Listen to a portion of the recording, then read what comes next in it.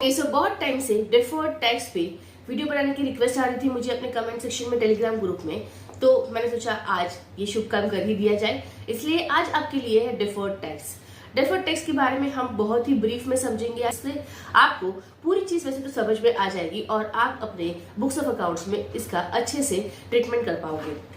अब deferred tax क्या होता है और ये कब जनरेट होता है, उसको कैसे कैलकुलेट किया जाता है और उसकी क्या जर्नल एंट्री होती है, वो हम आज इस सेशन में देखेंगे।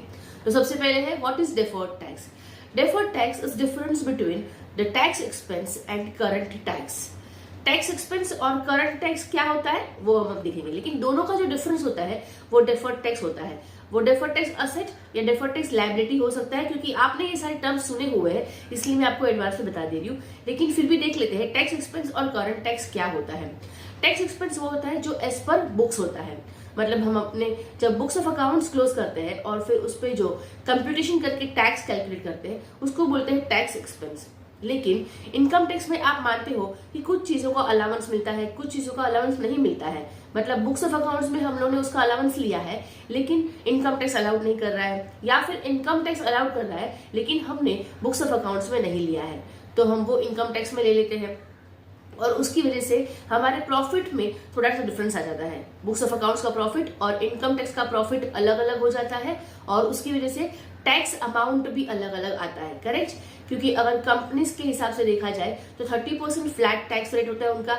अगर 30% टैक्स से उनका टैक्स कैलकुलेट किया जाए तो अलग अलग टैक्स अमाउंट आने की चांसेस है, क्योंकि कुछ अलाउंसेस में डिफरेंस है as per books and as per income tax act. Correct, तो ऐसी चीजों में जब एज पर बुक्स जो टैक्स कैलकुलेट होता है उसको बोलते हैं टैक्स एक्सपेंस। यहाँ पे लिखा हुआ है टैक्स एक्सपेंस मतलब tax as per the books. लेकिन इनकम टैक्स एक्ट में जो टैक्स कैलकुलेट होता है उसको बोलते हैं करंट टैक्स, जिसकी हम एक्चुअल पेमेंट करते हैं। ठीक है, तो ये हो गया current tax and tax expense. ऐसे डिफरेंसेस आने का most common reason is depreciation. इसके और भी एग्जाम्पल्स है, लेकिन आज हम डिप्रिसिएशन के एग्जाम्पल से ये सारी चीजें समझेंगे कि डिफर्ड टैक्स होता क्या है, डिफर्ड टैक्स असेट कैसे आता है, डिफर्ड टैक्स लायबिलिटी क्या होता है। लेकिन आपको ये चीजें याद रखनी है कि दोनों में, अपने बुक्स ऑफ अकाउंट्स में और इनकम टैक्स एक्ट में, जब प्रॉफिट अलग अलग आता है तब डिफर्ड टैक्स आने के चांसेस होते हैं। अब हर बार ये सिचुएशन फिट नहीं होती है, कब होगी ये मैं आपको बता देती हूँ। तो डिप्रिसिएशन के एग्जाम्पल ले लेते हैं। समझो मेरे पास एक मशीनरी मैंने बाय की है इस साल में, जिसकी कॉस्ट है 10 लाख रुपीज है और उसकी लाइफ 10 ईयर्स है। तो डिप्रिसिएशन उस पर चार्ज किया हमने बुक्स में एसएलएम मेथड फॉलो करके डिप्रिसिएशन चार्ज करना है। ठीक है, क्योंकि 10 लाख की उसकी वैल्यू है और 10 साल की उसकी लाइफ हमने अज्यूम की है, तो 1 लाख उस पर डिप्रिसिएशन चार्ज होगा एज पर द बुक्स। लेकिन income tax act, income tax में रेट्स भी प्रोवाइड कर दिए है। डिप्रिसिएशन की वर्किंग कैसे होती है उसकी डिटेल वीडियो की लिंक आपको डिस्क्रिप्शन में मिल जाएगी। मेरे चैनल पे वीडियो है, जरूर उसे देखें। जब आप अकाउंट फाइनलाइज करते हैं आपके लिए बहुत ही हेल्पफुल रहेगी ये वीडियो। ठीक है, तो इनकम टैक्स एक्ट में जिस तरह से उन्होंने रेट ऑफ डिप्रिसिएशन ऑलरेडी दे दिया हुआ है और ये भी बोला गया है या तो 6 मंथ का डिप्रिसिएशन चार्ज होगा या तो फिर पूरे साल का डिप्रिसिएशन, उसमें डे वाइज भी वर्किंग नहीं होती है। करेक्ट, तो इस हिसाब से समझो मैंने पूरे साल का डिप्रिसिएशन चार्ज किया है 15% 10 लाख पे, तो 1,50,000 का depreciation as per income tax act लग रहा है। तो आप देख सकते हो बुक्स में मैंने 1 लाख का चार्ज किया, लेकिन जब मैं इनकम टैक्स एक्ट के हिसाब से अपना आईटीआर फाइल करने जाऊंगी तब मुझे पता चलेगा कि वहां पे 1,50,000 का डिप्रिसिएशन पकड़ा जा रहा है। राइट, ओके, तो इसका मतलब क्या हुआ कि जो मैंने एक्सपेंसेस बुक किए हैं अपने बुक्स में वो और as per income tax act जो एक्सपेंसेस अलाउड है वो दोनों में डिफरेंस है। और एक इंपॉर्टेंट चीज मैं आपको यहाँ पे बता देती हूँ कि मशीनरी की वैल्यू 10 लाख है। राइट, और डिप्रिसिएशन हम चार्ज करें उसका मतलब क्या है, ये जो पूरी 10 लाख की वैल्यू है वो हम राइट ऑफ करने वाले हैं over the period of time. जैसे कि बुक्स ऑफ अकाउंट्स में हमने डिसाइड कर लिया है कि उसकी लाइफ 10 साल की रहेगी, तो हम उसको 10 साल तक राइट ऑफ करते रहेंगे और at the end of 10th year उसकी वैल्यू 0 होगी अपने बुक्स ऑफ अकाउंट्स में। लेकिन इनकम टैक्स एक्ट में WDV यूज कर रहे हैं, 15% का उनका रेट ले रहे हैं, तो ये धीरे धीरे ग्रेजुअली इसका वैल्यू राइट ऑफ होगा। लेकिन 10 साल में नहीं होगा, थोड़ा ज्यादा टाइम लेगा, लेकिन एट दी एंड उसकी वैल्यू 0 तो होने वाली है। डिप्रिसिएशन का तो काम ही है कि असेट की वैल्यू को रिड्यूस करते जाओ, उसकी वैल्यू 0 हो जाती है। डिप्रिसिएशन मतलब क्या, हम असेट की वैल्यू को 0 कर रहे हैं over the period of time. तो यहाँ पे डिप्रिसिएशन का एग्जांपल ही मैंने इसीलिए लिया है ताकि मैं आपको अच्छे से समझा पाऊं कि कैसे सिचुएशन में डिफर्ड टैक्स आने के चांसेस है। अब ये पता है कि पूरे 10 लाख तो राइट ऑफ होने वाले हैं, लेकिन एज पर बुक्स मैं उसको 10 साल में राइट ऑफ करने वाली हूँ और एज पर इनकम टैक्स वो 10 साल से ज्यादा टाइम लेगा। 15 साल भी ले सकता है, 18 साल भी ले सकता है।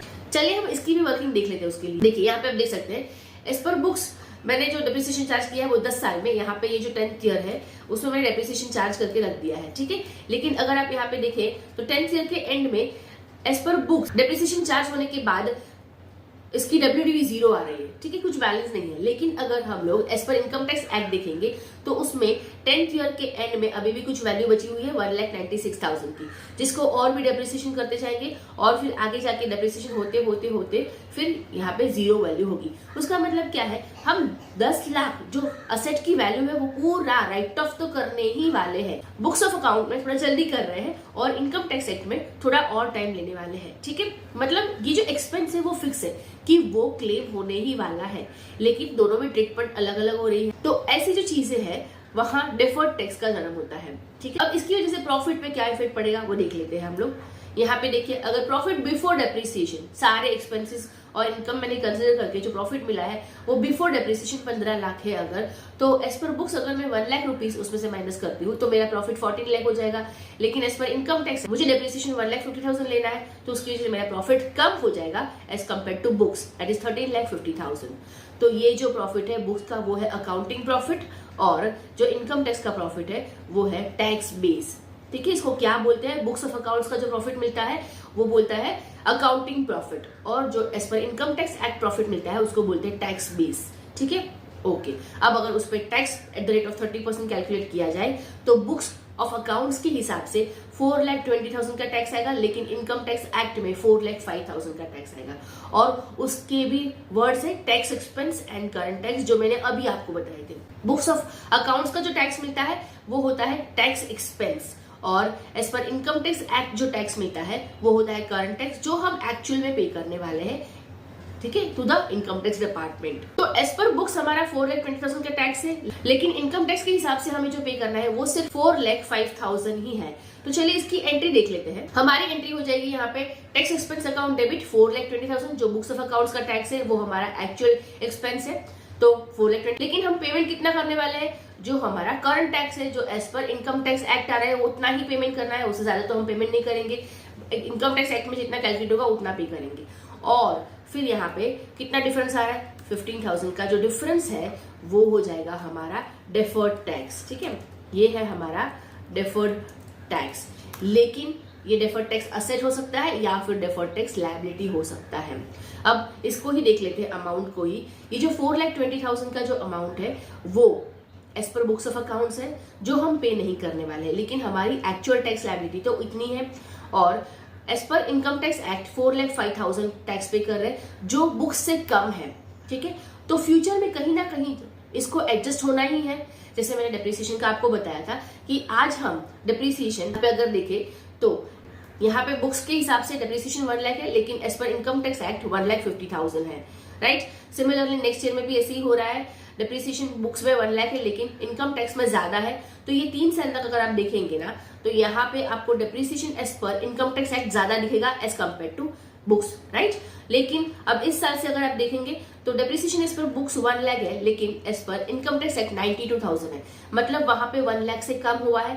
मतलब बुक्स ऑफ अकाउंट्स में हम डेप्रिसिएशन ज्यादा चार्ज कर रहे हैं, इनकम टैक्स में हमें कम अलाउंस मिल रहा है। तो उसकी वजह से क्या होगा, तब ऐसे केस में हमारा प्रॉफिट ज्यादा होगा as per income tax act, उस टाइम हम ज्यादा टैक्स पे करेंगे as compare to books of accounts, ठीक है। उसका मतलब कहीं ना कहीं ये चीजें एडजस्ट हो रही है, ठीक है।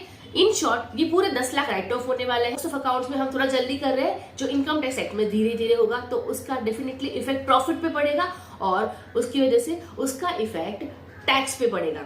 अगर हम as per income tax act in 3 सालों में कम टैक्स पे करने वाले हैं तो फ्यूचर में ये चांस है कि इसके बुक्स ऑफ अकाउंट्स के कंपेयर में हम इन सारे इयर्स में टैक्स ज्यादा पे करेंगे, करेक्ट। तो यहाँ पे अगर आप देखेंगे तो ये बैंक 4,05,000 हमने पे किया है, जबकि हमारा एक्चुअल लायबिलिटी 4,20,000 है, तो 15,000 हमारा हो जाएगा लायबिलिटी, डिफर्ड टैक्स लायबिलिटी। तो हमें एडजस्ट करना ही करना है, फ्यूचर में ये एडजस्ट होगा जब हम बुक्स ऑफ अकाउंट्स में डेप्रिसिएशन ज्यादा चार्ज करेंगे, इनकम टैक्स में हमारा डेप्रिसिएशन कम होता जाएगा। तो इस तरह से हमारी एंट्री होगी income tax deferred tax liability. Tax expense मतलब ज्यादा है जो बैंक से हम पेमेंट कर रहे हैं 4,05,000 वो करंट टैक्स है, as per income tax act जो टैक्स आया वो उतना एक्चुअल पेमेंट होगा हमारा, और जो डिफरेंस बच जाएगा वो डिफर्ड टैक्स लायबिलिटी हो जाएगा, क्योंकि हमने जो इनकम टैक्स एक्ट के हिसाब से जो टैक्स पे किया है is lesser than the accounting tax expense. ठीक है, इसका रिवर्स भी हो सकता है, डिफर्ड टैक्स असेट भी आ सकता है, कब? जब हमारा tax expense is lower than the current tax. उसका मतलब क्या है? एज पर बुक जो हमारा टैक्स आ रहा है is less than the taxes as per the income tax act, तो ऐसे केस में डिफर्ड टैक्स असेट आएगा। तो यहाँ पे जो मैंने एग्जांपल लिया है वो आप देख सकते हैं कि पहले 3 सालों में क्योंकि हमारा इनकम टैक्स एक्ट का depreciation is more than the books का डेप्रिसिएशन, डिफर्ड टैक्स लायबिलिटी ही आएगा। लेकिन उसके बाद के सालों में जब इनकम टैक्स का depreciation is lesser than the books का डेप्रिसिएशन, तो उस केसेस में डिफर्ड टैक्स असेट आएगा और ये कहीं ना कहीं पूरा टैक्स एडजस्ट हो जाएगा। लेकिन फिलहाल हमें डिफर्ड टैक्स लायबिलिटी अपने बैलेंस शीट में शो करनी है। ये हो गया एंट्री का पार्ट, डिफर्ड टैक्स असेट और लायबिलिटी की पार्ट ऐसे होती है। ये चीजें मैंने आपको ऑलरेडी एक्सप्लेन कर दी है कि value of the machinery eventually depreciate होने वाली है at the end of its life. तो डेप्रिसिएशन अमाउंट तो वैसे भी एडजस्ट होने ही वाला है फ्यूचर में। पूरी 10 लाख की मशीन की वैल्यू राइट ऑफ होगी ही होगी। ऑफ अकाउंट्स में हम उसको 10 साल में ही राइट ऑफ कर रहे हैं, लेकिन इनकम टैक्स एक्ट में कुछ ज्यादा टाइम ले रहा है क्योंकि हम वहां पे WDV फॉलो कर रहे हैं। करेक्ट, इसका रिवर्स भी हो सकता है, इनकम टैक्स एक्ट में जल्दी राइट ऑफ हो रहा है जबकि बुक्स ऑफ अकाउंट्स में लेट राइट ऑफ हो रहा है। तो ऐसे केस में पहले डिफर्ड टैक्स असेट जनरेट होगा और धीरे धीरे फिर डिफर्ड टैक्स लायबिलिटी की तरफ वो कन्वर्ट हो जाएगा। ठीक है, तो ये चीजें क्या है कि एडजस्टेबल है। डेप्रिसिएशन फ्यूचर में एडजस्ट होगा, depreciation amount in books will increase and as per the income tax act decrease होगा और वो इसी तरह से अपने टैक्स अमाउंट पे भी इफेक्ट करेगा, जो मैंने ऑलरेडी आपको एक्सप्लेन कर दिया है। इसलिए जब accounting profits are more than tax base, accounting profits are more than tax base, जो ग्रीन सेल्स आपको दिख रहे हैं उसमें accounting profit is more than the tax base, तो ऐसे केस में डिफर्ड टैक्स लायबिलिटी होती है। और उसका vice versa, accounting profit is less than the tax base, तो ऐसे केस में डिफर्ड टैक्स असेट आपकी जनरेट हो जाएगी। ठीक है, और एग्जांपल अगर मैं आपको बता दूं इसका कि कुछ ऐसे एक्सपेंसेस होते हैं जो इनकम टैक्स एक्ट में आपको तभी अलाउड होते हैं जब आप उसको एक्चुअल कैश में पे करते हैं। करेक्ट, तो बुक्स ऑफ अकाउंट्स में तो हमने अक्रूवल बेसिस पे उसका डिडक्शन ले लिया है, अलाउंस ले लिया है, लेकिन as per income tax act वो हमें अलाउड नहीं करेगा उतना। तो ऐसे केस में क्या होगा, as per income tax act हमारा प्रॉफिट बढ़ेगा एज कम्पेयर टू बुक्स, और ऐसे केस में हमारे इनकम टैक्स एक्ट का जो टैक्स है वो ज्यादा आएगा एज पर बुक्स, और in that case there will be a deferred tax asset. Correct, क्योंकि tax base is higher than the accounting profits और उसमें डिफर्ड टैक्स असेट होगा। ठीक है, डिफर्ड टैक्स की ऐसी वर्किंग होती है। अगर वीडियो अच्छी लगी है, आपकी कुछ नॉलेज गेन हुई है इससे, तो इसे लाइक कर दीजिए, लोगों तक शेयर करें ताकि वो भी डिफर्ड टैक्स के बारे में समझ पाए और उसका मोस्ट कॉमन रीजन डेप्रिसिएशन होता है, तो इसके हिसाब से उनके बुक्स ऑफ अकाउंट्स में एडजस्टमेंट कर सके और प्रॉपर वर्किंग कर सके। चैनल को सब्सक्राइब कीजिए, इससे मुझे मोटिवेशन मिलता है। कुछ क्वेरीज है तो आप मुझे कमेंट सेक्शन में पूछ सकते हैं या फिर मेरे टेलीग्राम ग्रुप ज्वाइन कर लीजिए, वहां पे हम क्वेरीज डिस्कस करते रहते हैं।